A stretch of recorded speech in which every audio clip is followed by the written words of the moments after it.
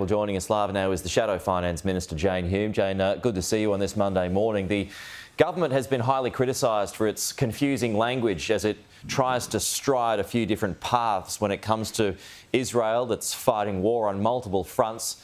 The Prime Minister issued a fresh statement ahead of the anniversary condemning anti-Semitism in all of its forms. What are your thoughts on that, first of all? Pete, today my colleagues and I will be right across the country at events that are commemorating the loss of 1,200 Jewish lives on October the 7th a year ago. And we'll also be grieving alongside the families of those that still have hostages over there. Over 100 hostages still remain in Gaza. These are the people that we're thinking of today, and politics should be put aside on a day like today. It's been an extraordinarily difficult year for Jewish Australians. This is a day that we should be standing alongside those members of our community who are grieving for those that are overseas after such an extraordinary year. And what are your thoughts on those who aren't? And I note that these activists had their protest yesterday in Melbourne, in your state of Victoria. Some seem to be celebrating this sombre occasion. What are your thoughts on the fact that happened? We've said that all Australians have the right to protest. That is part of our Western democracy and something that we should be proud of. But understand this, that on October the 7th, it was Jewish lives that were lost, 1,200 Jewish lives that were lost, and 250 hostages taken, over 100 of whom remain. There were no Palestinian lives that were lost on October the 7th. So if you are protesting to stand with Palestine, you can do that on any day around today, but not today.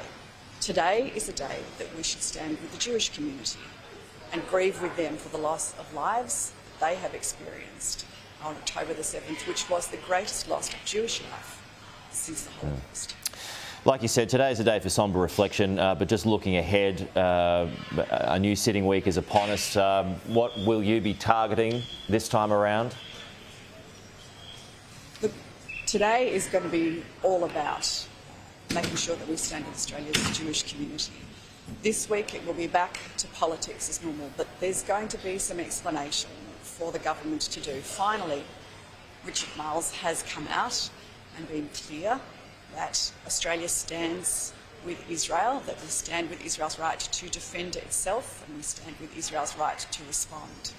But it's taken a year to get to this point.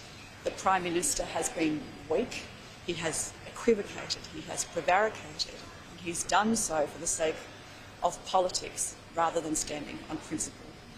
There is genuine concern that we have abandoned Israel, one of our allies, at the UN, that we have called for a ceasefire prematurely.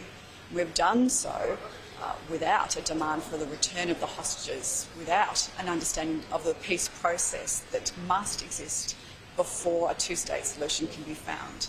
The drift away from the bipartisan position that Australia has had on a two-state solution has happened on Labor's watch. And they will have questions to answer around that this week.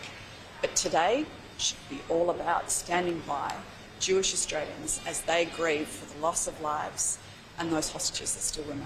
Okay, that's Shadow Finance Minister Jane Hume. Thank you for your time this morning, Jane.